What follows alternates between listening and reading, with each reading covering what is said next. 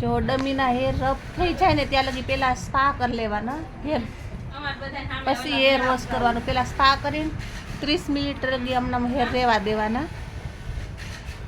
આ રીતના ડમીનું જ્યારે વાળ ખરાબ થઈ જાય ને આપણાથી હેરસ્ટાઈલ નહીં સારી ન આવતી હોય ને તો આ રીતના હેર થઈ ગયા હોય ને તો પેલા સ્પા કરીને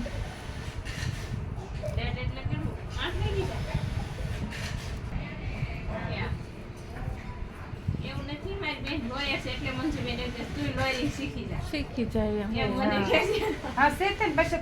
જાય. શીખાઈ જાય. હા તું આ શું ને ત્યાં લગી ભલે બસ તને ઓછું ગમતું હોય તો પછી મન પડે ત્યારે ખબર છે ને ઓલા પિક્ચરમાં જોયું છે એને ઘરમાં પાછું કેસ લડવા જાય છે. કયું પિક્ચર છે? એને ઘરમાં હાટું કેસ લડવા જાય ખબર છે? હા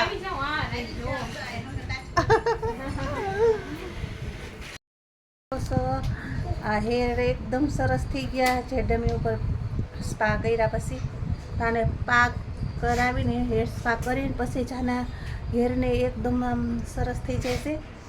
બહુ તમને એમ થાય કે ઘૂસ ને એવું બધું વધારે થઈ ગયું છે ને રફ થઈ ગયું છે ને તો હેર સ્પા કરીને જ હેર વોશ કરવાનું, અમનમ નહીં કરવાનું. તો જોઈ શકો છો કેટલા હેરે મોટા લાગવા માંડ્યા છે.